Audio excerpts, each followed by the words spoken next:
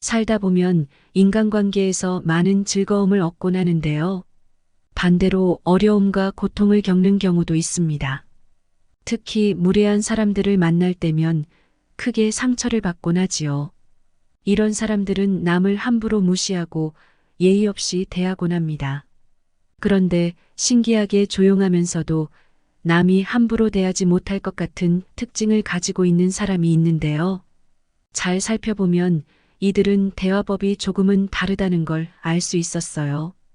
이런 사람들은 겉으로 보기엔 차분하고 조용해 보이지만 신기하게 누구나 좋아하곤 하는데요. 무례한 사람들도 이런 사람들에게는 자기 멋대로 하거나 막말을 하지 않습니다. 사실 무례한 사람을 피하는 것도 하나의 해결책이지만 우리가 살아가면서 말을 하지 않고 살 수는 없는 노릇이지요. 무례한 사람들에게도 무시받지 않고 잘 대응할 수 있는 방법은 없을까요? 우리가 이런 무례한 사람들에게 논리적으로 반박을 하면 그 사람을 꺾을 수 있을까요? 그렇지는 않을 겁니다. 오히려 싸움으로 번지기도 하지요. 말을 잘하고 논리적으로 한다고 해서 인기도 많고 존중받는 사람이 될 수는 없다고 합니다. 조용하고 기품 있으면서 예의 없는 사람에게 우아하게 대처할 줄 아는 사람은 어떤 사람일까요? 오늘은 책 흥분하지 않고 우아하게 리드하는 말센스를 통해 인생을 살아가는데 도움이 되는 스킬, 필수 대화 원칙들을 소개해 드릴게요. 영상 끝까지 보셔서 도움이 되는 내용 얻어가셨으면 합니다.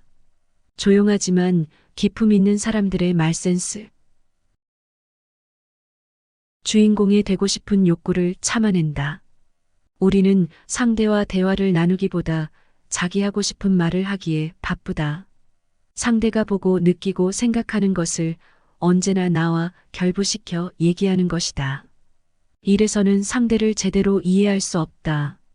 나에 대한 이야기에서는 내가 주인공이지만 상대에 대한 이야기에서는 상대가 주인공이 돼야 한다. 선생님이 되려는 욕심을 부리지 않는다. 왜 사람들은 상대가 물어보지 않는 것조차 길게 설명하려고 할까? 그 이유는 두 가지인데 하나는 상대에게 중고나 조언을 함으로써 그 사람을 통제하고 싶은 것이고 다른 하나는 그렇게 함으로써 상대로부터 관심이나 인정을 받고 싶은 것이다. 질문을 통해 관심과 사랑을 표현한다. 상대에게 질문을 하라. 감명 깊게 읽은 책은 무엇이며 가고 싶은 여행지는 어디인지, 어떤 영화를 재미있게 봤고 어떤 가수를 좋아하는지, 제일 하고 싶은 것은 무엇이며 가장 하기 싫은 것은 무엇인지. 상대에 대한 호기심의 표현은 내가 상대를 사랑하고 있다는 가장 큰 증거다. 대충 아는 것을 잘 아는 척하지 않는다. 가보지도 않은 여행지를 가본 것처럼 말하지 말고 보지 않은 영화를 본 것처럼 말하지 말라. 그 아는 척이 상대를 공경에 빠뜨릴 수도 있다. 모르는 것은 부끄러운 것이 아니다. 진짜로 부끄러운 것은 모르는 것에 아는 척하는 것이다. 귀가 아닌 마음으로 듣는다. 진정한 듣기는 수동적이 아닌 능동적이어야 한다. 수동적인 듣기란 단순히 상대의 말에 응답하기에 듣는 것이고 능동적인 듣기란 상대의 입장을 이해하기에 듣는 것이다. 상대의 말뿐 아니라 그의 어조와 몸짓 더 살펴라. 귀로만 듣지 말고 마음으로 들어라. 상대가 보내는 신호에 안테나를 세운다. 대화하는 도중에 상대가 하품을 하거나 딴청을 하는가? 혹은 다른 주제로 말을 돌리려고 하는가? 그렇다면 상대는 지금 당신의 말을 지루해하고 있는 것이다. 상대가 수차례 그런 신호를 보내는데도 자기 하고 싶은 말만 계속하는 것은 상대와의 관계를 끊게 되는 것과 다름없다. 잡초밭에 들어가 배회하지 않는다. 대화에서 잡초밭이란 불필요한 내용을 시시콜콜 떠들어대는 것이다. 잡초밭에 빠지게 되면 대화는 중심을 잃고 부질없는 이야기들만 난무하게 된다. 당신이 알고 있는 모든 것에 대해 이야기하려고 하지 마라. 상대는 그 순간 잡초밭을 태워버리고 싶을 것이다. 머릿속의 생각은 그대로 흘려보낸다. 대화를 하는 동안 우리는 계속해서 다른 생각에 사로잡힌다. 나라면 이랬을 텐데. 그땐 이랬어야지. 왜 그런 생각을 고집할까? 이런 식으로 계속 생각하는 것이다. 이것은 결국 상대의 말에 내 얘기를 끼워 넣고 싶은 본능이다. 그 본능을 흘려보내라. 그래야 진정한 대화가 가능하다. 좋은 말도 되풀이하면 나쁜 말이 된다. 상대가 어떤 실수를 하면 우리는 그가 똑같은 실수를 되풀이하지 않을까 불안하다. 그래서 그 실수에 대해 무의식적으로 반복해서 지적한다. 하지만 아무리 옳은 말이라도 여러 차례 되풀이하면 반감이 생기는 역효과만 날 뿐이다. 실수는 지적해야 한다. 단 딱 한 번만. 이 얘기에서 저 얘기로 건너 뛰지 않는다. 우리는 대화 중에 인터넷에 링크를 누르듯 이리저리 대화의 주제를 바꾼다. 상대의 진지한 말조차 가벼운 뉴스처럼 취급하는 것이다. 이런 대화는 하지 않느니만 못하다. 대화를 나누기가 어렵다면 솔직하게 말하는 것이 좋다. 지금은 다른 중요한 일 때문에 대화를 나누기 어렵다고. 고독의 시간이 공감력을 높여준다. 하버드에서 수행된 연구에 따르면 다른 사람에게 공감을 느끼는 능력이 고독을 경험한 후에 더 향상된다고 한다. 가끔씩 혼자 있는 시간을 갖는 것만으로도 더 다른 사람들과의 관계를 증진시킬 수 있다는 것이다. 더 충실한 관계를 유지하고 싶다면 고독의 시간을 가져라. 이 말은 문자보다 진정성이 강하다. 우리는 말로 해야 할 때조차 문자를 쓴다. 얼굴을 보며 대화를 나누는 것이 불편하기 때문이다. 하지만 말에는 문자에서는 느낄 수 없는 감정과 감각과 뉘앙스가 있다. 누군가와 좀 더 친밀해지고 싶다면 말을 통한 대화가 필요하다. 편리함을 위해 감정을 희생시키지 않는다. 스마트폰 같은 기기를 통한 의사소통은 매우 효율적이고 편리하다. 말로 하는 것보다 실수도 덜하다. 하지만 효율적이고 실수가 없는 소통이란 얼마나 비인간적인가? 때로는 실수투성이에 뒤죽박죽이고 엉망인 의사소통이 가장 인간적이다. 말 재주와 말 센스는 다르다. 말을 잘하고 싶은가? 그렇다면 말하고 싶은 욕구를 참는 것부터 배워야 한다. 우리가 알고 있는 소통의 달인들은 의외로 말솜씨가 유창하지 않은 경우가 많다. 그들의 말은 절제돼 있고 과도한 제스처도 사용하지 않으며 오히려 들어주는 것에 능숙하다. 옳음보다는 친절함을 선택한다. 일상적인 대화의 목적은 옳은 것을 찾아내는 것이 아니다.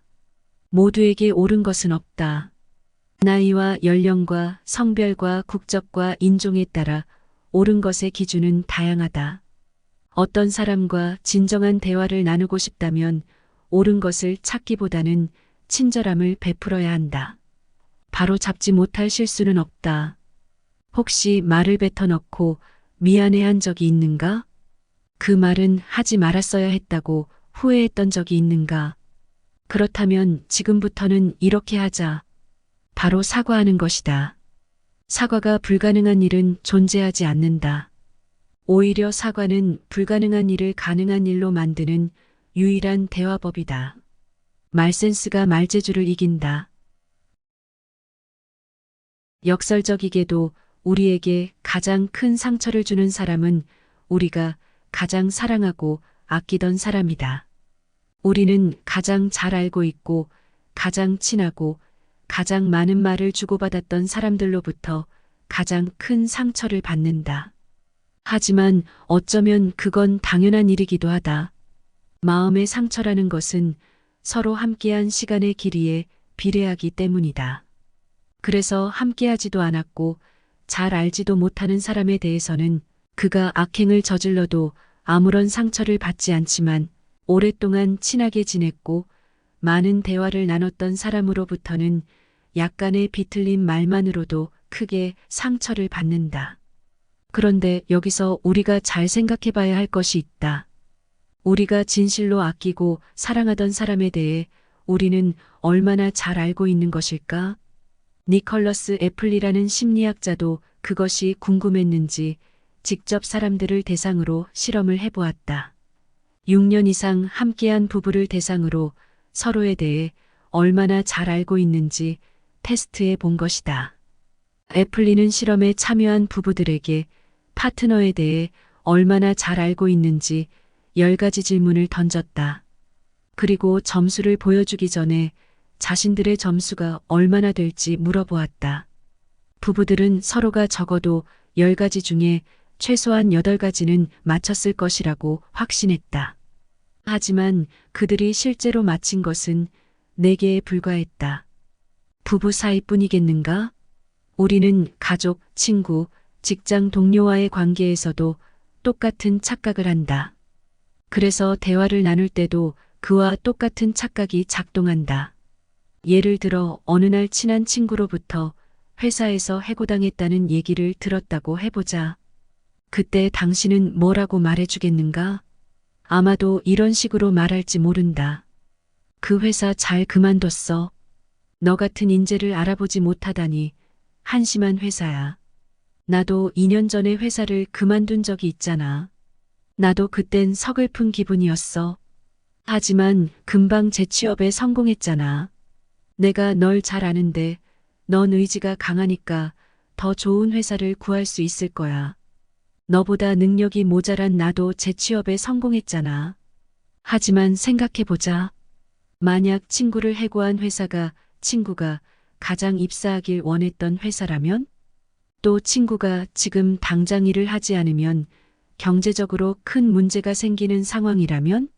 그래서 친구는 지금 서글픈 정도가 아니라 절망적인 상태라면? 그리고 친구에게는 자신감이 부족해서 재취업에 대한 두려움이 당신보다 훨씬 크다면? 상대에게 어떤 큰 문제가 생겼을 때 곧바로 어떤 해결책을 제시하는 것은 그리 현명한 방법이 아니다. 아무리 오랜 시간을 함께한 친구라도 우리는 그 친구가 지금 어떤 상황에 처했는지 어떤 기분인지 정확히 알 수는 없기 때문이다. 게다가 상대의 처지를 내 경험과 비교하는 것은 더 좋지 않다. 문제를 해결하는 방식은 사람마다 다르고 처한 상황에 따라 달라지기 때문이다. 그렇다면 어떻게 하는 것이 좋을까? 진심 어린 대화와 관련하여 수없이 고민하고 연구했던 내 경험을 예로 들자면 이렇다. 나는 이혼 절차를 밟고 있던 친구와 긴 대화를 나눈 적이 있다. 친구와 나는 전화기를 들고 40분 동안이나 이야기를 나눴는데 통화가 끝날 무렵 친구가 나에게 말했다. 조언 고마워. 내 덕분에 문제가 조금 해결된 것 같아. 그 말을 듣고 나는 많이 놀랐다. 사실 나는 거의 아무 말도 하지 않고 듣기만 했기 때문이다. 조언이라니. 내가 한 말이라고는 힘들었겠구나. 참 안타깝다와 같은 몇 마디 말뿐이었다.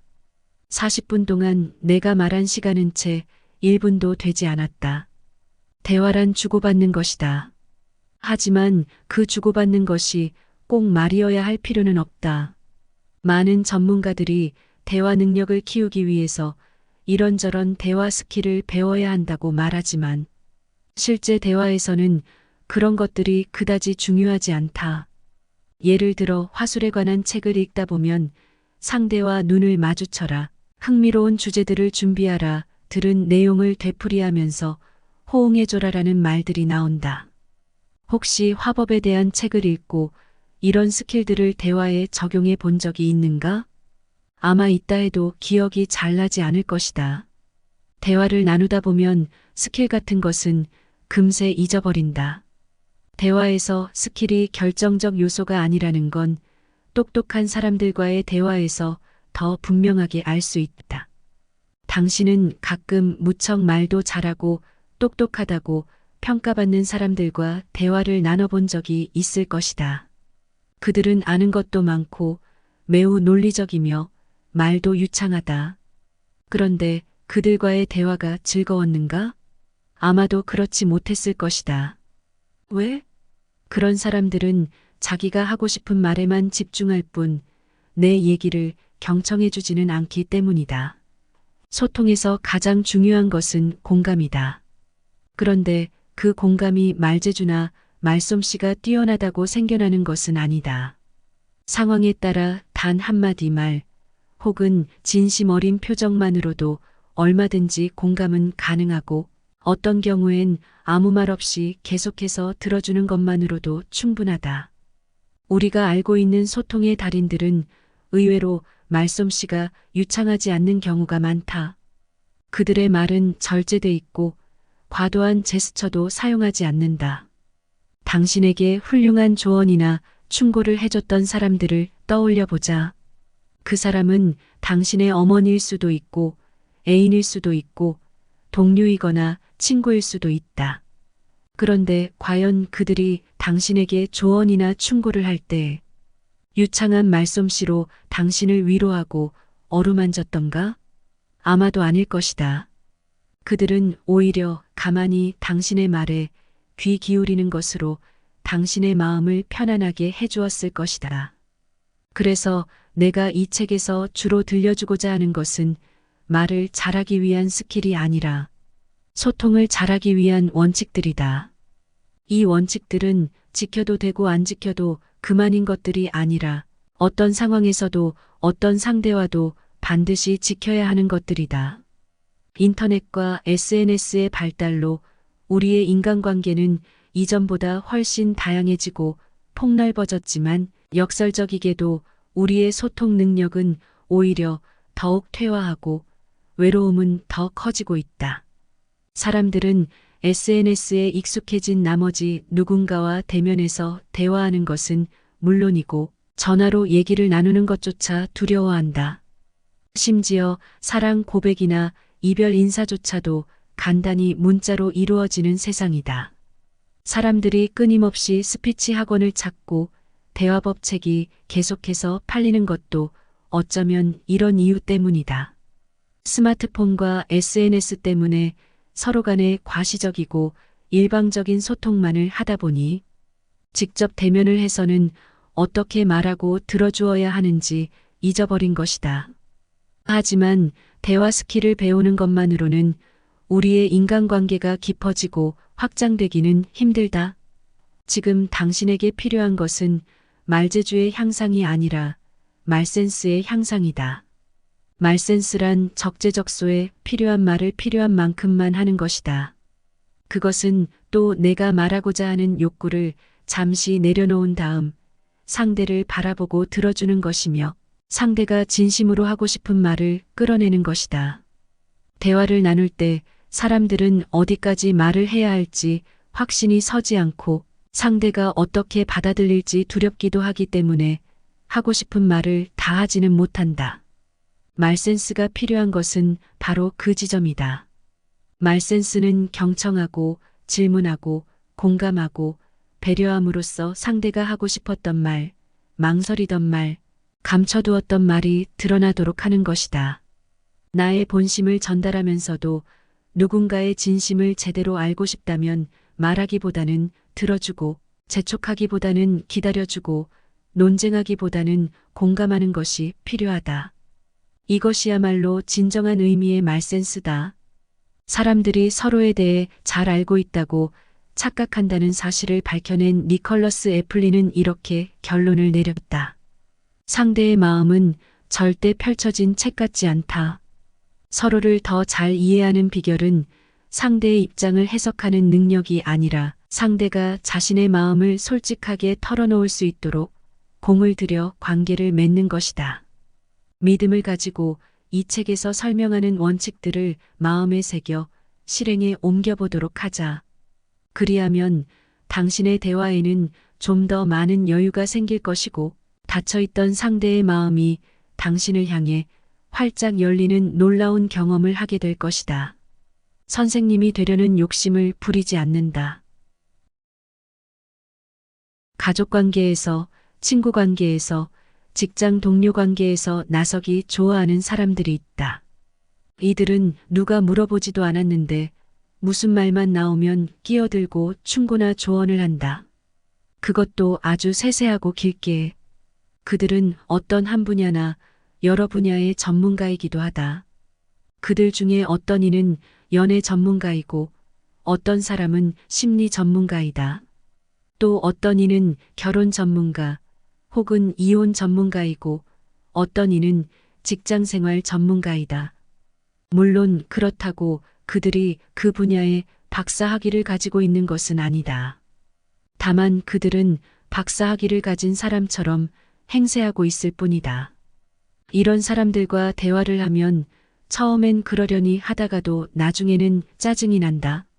물어보지도 않았고 관심도 없는 것에 대한 장황한 설명을 듣는다는 것은 지루함을 넘어 괴롭기까지 하다. 그런데 왜 사람들은 누가 물어보지도 않은 것에 대해 길게 설명하려는 것일까? 단순히 수다를 떨고 싶기 때문일까? 수다를 떨고 싶다면 자기 자신이나 세상에 대해 이야기를 하면 되지. 굳이 왜 남의 상황까지 끌어들여 이야기하는 것일까?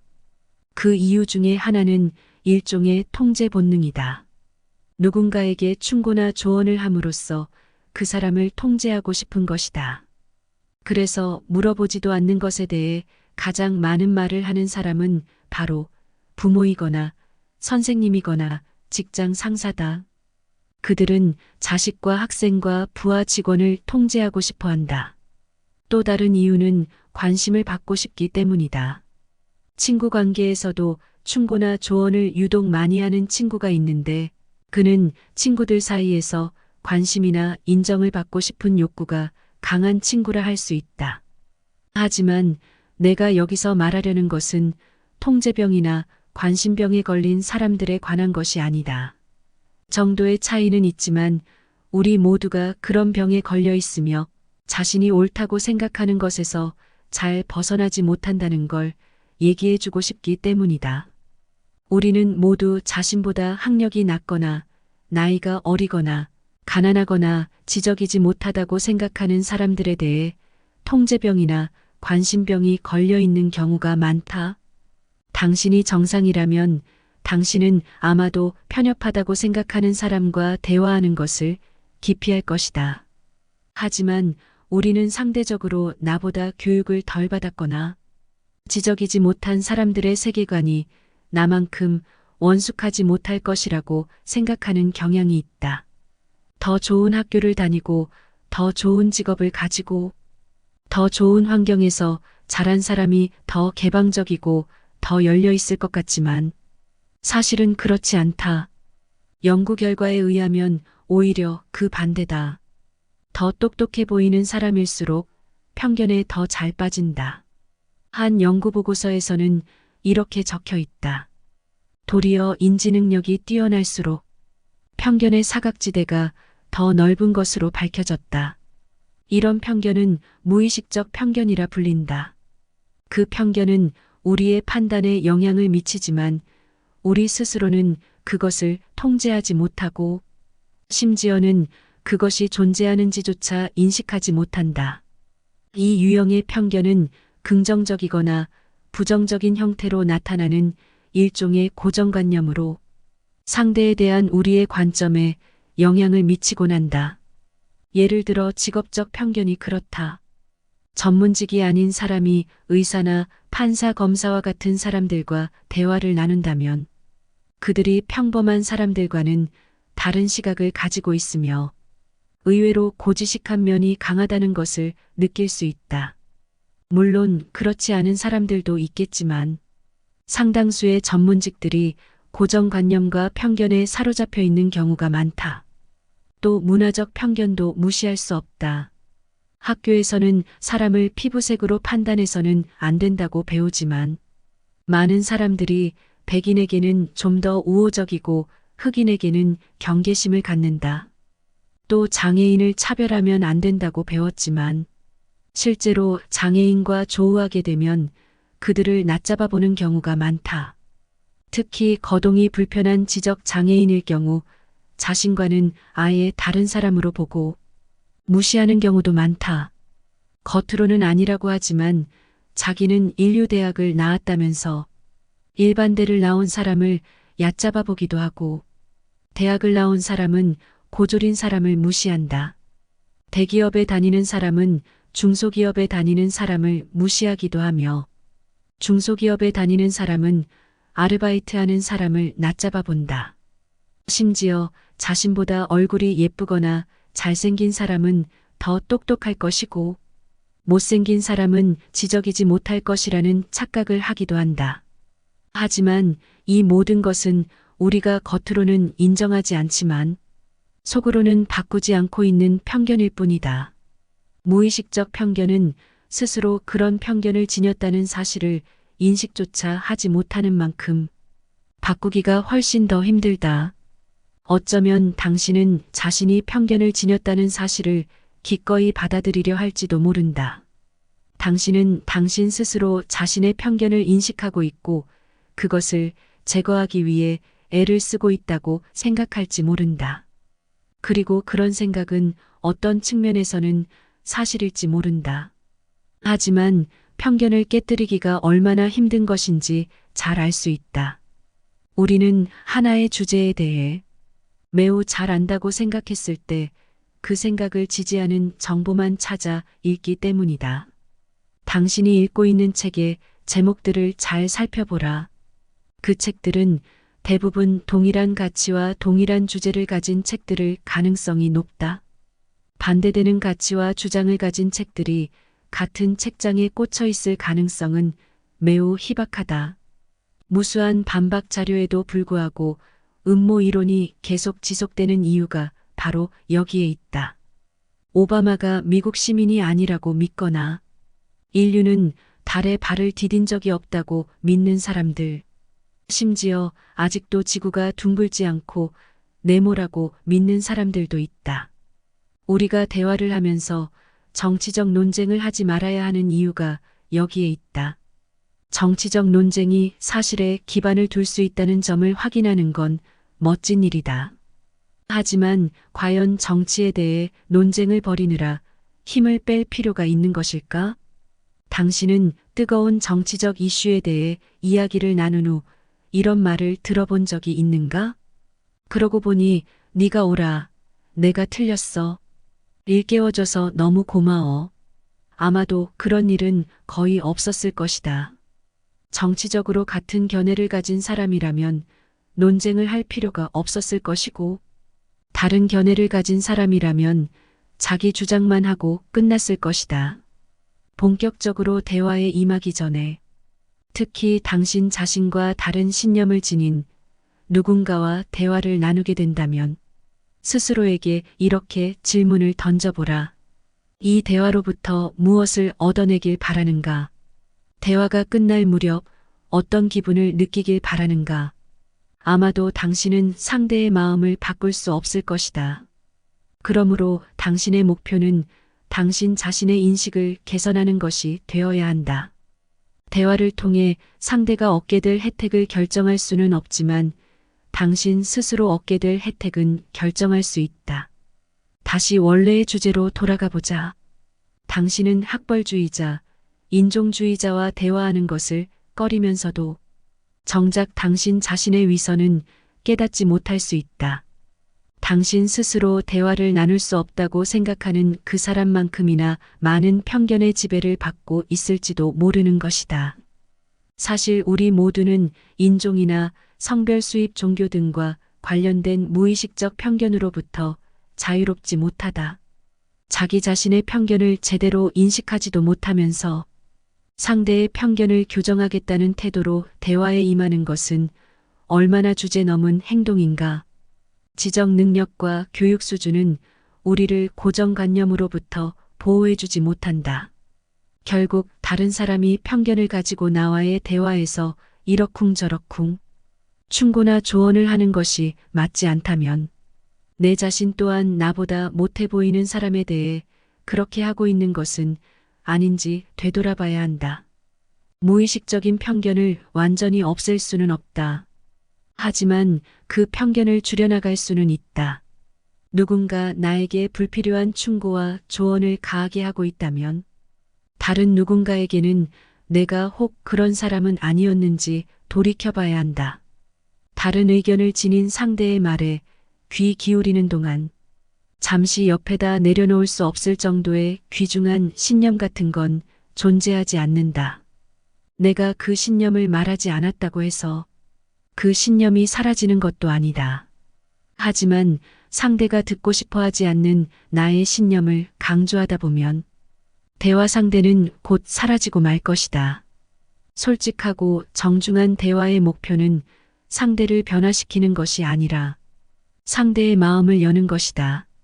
이 과정은 당신 자신에게 몇 가지 기본적인 질문을 던지는 것에서부터 시작된다. 당신 자신의 의견이 얼마나 확고하든 간에 모든 대화에서 이런 질문을 먼저 던져보기 바란다. 혹시 다른 사람의 의견이 옳은 건 아닐까? 그들은 왜 그런 식으로 생각하는 걸까? 우리는 의견을 같이 하는 사람들과 대화하는 쪽을 더 선호한다. 우리가 이미 품고 있는 견해를 지지하는 뉴스를 듣고 싶어 하고, 우리가 싫어하는 내용을 포스팅하는 사람들과는 아예 친구 관계를 맺지 않으려고 한다. 결국 우리는 우리 자신의 마음을 바꾸고 싶어 하지 않는다. 의견에 맞게 재단되는 것은 비단 정보뿐만이 아니다. 개인적 관계 역시 품고 있는 의견에 따라 결정된다. 그런데 우리는 우리 자신과 의견을 달리하는 사람들과 함께 일하면서 매일같이 그들을 만난다. 만약 우리가 그들과 진솔하고 정중한 대화를 나누지 않는다면 과연 그대를 진정으로 이해한다고 말할 수 있을까? 바로 우리 앞에 있는 그 사람들과 진솔한 대화를 나누지 않는다면 복잡한 문제들을 어떻게 해결해 나가겠는가? 저명한 정신과 의사인 스카펫 박사는 자기 자신을 옆에 내려놓을 때 비로소 진정한 대화가 가능해진다고 말했다. 그는 이렇게 썼다. 대화 상대가 마음을 열고 있다는 사실을 알게 된다면 우리는 점점 더 경계를 풀면서 자기 마음의 심연을 상대에게 기꺼이 털어놓으려 할 것이다. 내가 20여 년 동안 저널리스트 생활을 하면서 배운 가장 큰 교훈은 이것이다. 모든 사람이 내게 가르쳐줄 무언가를 지니고 있다. 만일 당신이 자신의 견해를 납득시키기 위한 수단으로 대화를 활용하지 않을 수 있다면 당신은 지금까지 자신이 무엇을 놓쳐왔는지 깨닫게 될 것이다. 당신은 자아가 사라진 빈 공간으로 정보가 쏟아져 들어오는 모습을 보면서 새롭게 드러난 지식과 관점, 통찰, 경험들에 압도당하게 될 것이다. 당신은 자기 이야기를 하는 데만 몰두하느라 지금까지 듣기를 거부해온 이야기들을 비로소 듣게 될 것이다. 무언가 배우려는 태도로 모든 대화에 임한다면 당신은 결코 실망하지 않을 것이다. 자기 견해를 분명히 표현하고 싶다면 자신의 일기장에 글을 써라. 하지만 상대방과 대화를 나누고 싶다면, 타인과의 소통을 원한다면 자신의 견해를 최소한 잠시 동안만이라도 한편으로 치워 놓아야 한다. 이것을 한번 경험해 보면 아마도 이전의 태도로 되돌아가고 싶은 마음이 사라질 것이다. 그리고 당신은 자신이 이전보다 성장했음을 깨닫게 될 것이다. 귀가 아닌 마음으로 들어라. 방송계의 전설 스터즈 터클은 종종 자신의 성공을 어린 시절의 경험 덕으로 돌리곤 했다. 그는 시카고에서 성장했는데 이 지역에서 그의 부모는 하숙집을 운영하고 있었다. 이민자를 포함한 온갖 부류의 사람들이 터클의 집에서 머물렀고 어린 터클은 로비에 앉아 그들의 말에 귀를 기울이곤 했다. 그는 어른이 돼서도 경청하는 능력을 결코 잃어버리지 않았고 사람들의 이야기를 듣고자 하는 열정 또한 잃어버리지 않았다. 그는 자서전에 이렇게 썼다. 내가 인터뷰할 때마다 들고 가는 건 바로 존중이라는 태도다. 당신이 귀를 기울일 때 사람들은 자신이 존중받는다는 걸 느낀다. 당신이 이야기를 들어주므로 그들은 당신에게 말하는 것을 좋아하게 된다. 다양한 일반인들의 이야기를 듣는 라디오 프로그램 쇼인 스토리코어를 구성한 아이세이는 이렇게 말했다. 단순히 귀를 기울이기만 해도 다른 한 명의 인간 존재를 깊이 존중하게 됩니다. 이 프로그램은 무수한 소음의 폭격을 받는 요즘 같은 시기에 귀를 기울일 수 있도록 해주지요. 이 프로의 핵심은 듣는 법을 배우는 것입니다. 누군가의 어깨를 흔들면서 이봐, 이제 정말 중요한 것에 대해 이야기를 해보자고 하며 격려하는 셈이지요. 아이세이의 말은 내게 깊은 울림을 주었다. 그 스스로 자신이 좋은 청취자는 아니지만 듣기의 힘을 깨닫고 더 잘 듣는 사람이 되기 위해 노력하는 중이라고 이야기했기 때문이다. 나 역시 훌륭한 청취자는 아니지만 듣기의 기술이 모든 관계에 필수적이라는 사실을 잘 알게 됐다. 그리고 그 능력을 증진시키기 위해 노력하는 중이다. 그런데 아쉽게도 현실은 반대다. 거의 모든 사람들은 귀를 기울이는데 애를 먹고 있다. 단순히 그냥 듣는 것인 수동적으로 듣는 것은 어렵지 않을지 모르지만 이해하고 반응하고 기억하는 능동적으로 듣는 것은 정말 어려운 일이다. 어쩌면 제대로 듣지 못하는 무능력은 개개인의 성격적 결함이라기보다는 타고난 인간적 성향일지도 모른다. 그래서 듣기는 의도적으로 훈련을 해야 하는 하나의 기술이다. 우리는 상대의 말을 듣고는 있지만 귀 기울이지 않는 경우가 너무도 많다. 그래서 내 경우 상대가 나에게 듣지 않는다는 것을 불평할 경우 말하는 것을 중단하는 훈련을 지속해왔다. 누군가가 내게 자기 말을 듣지 않는다고 할 때 거의 대부분 그들이 옳기 때문이다. 우리들 대부분은 듣기의 중요성을 인정하지만 실제로는 듣기 능력을 향상시키기 위한 조처를 거의 취하지 않고 있다. 게다가 학교에서조차도 연설이나 화술과 관련된 수업은 흔하게 발견되지만 듣는 법을 가르치는 수업은 거의 없다. 최근 호주의 한 연구팀은 능동적 듣기가 의식적 활동인 만큼 듣기만 따로 분리해서 가르칠 필요가 있다고 주장했다. 다시 말해 학생들 스스로 듣기를 배우는 중이라는 사실을 인식해야만 듣는 능력이 향상될 수 있다는 것이다. 수학이나 과학, 역사 공부를 잘한다고 듣는 능력이 향상되는 것은 결코 아니다. 연구자들은 듣기에 특화된 공부가 필요하다면서 다음과 같이 말했다. 진정으로 들으려면 청취자는 말뿐만 아니라 그 말에 영향을 미치는 비언어적 표현까지도 함께 이해해야 한다. 진정으로 듣는 행위는 에너지와 주의력을 필요로 하며 단순히 듣기만 하는 행위보다 더 많은 감각기관을 자극한다. 대화를 하는 동안 전달되는 정보에는 발설되는 단어들의 의미인 언어 정보뿐만 아니라 표정, 손짓, 자세와 같은 몸짓 정보와 말을 하는 방식인 어조 정보까지도 모두 포함된다. 우리 모두는 말의 의미만으로는 메시지를 효과적으로 전달할 수 없다는 점을 잘 안다.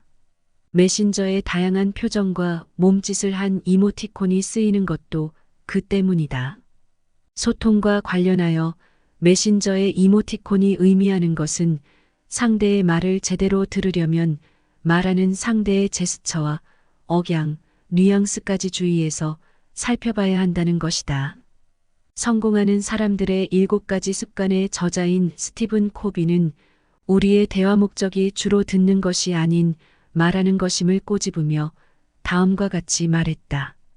대부분의 사람들은 이해하기 위해 듣지 않습니다. 그들이 상대의 말을 듣는 건 응답하기 위해서입니다. 말하고 싶은 욕구를 참으면서 상대의 말이 끝나기를 기다리는 습관을 만드는 것은 결코 쉬운 일은 아니다. 하지만 그렇다고 불가능한 일도 아니다. 일단은 상대의 얘기가 옳든 그르든 재미있든 없든 내 얘기를 하고 싶은 충동을 누르자. 그리고 상대가 말을 하는 동안 그의 말과 생각에 담긴 의미에 대해 숙고해보자. 그리고 상대의 표정과 몸짓도 관찰해보자.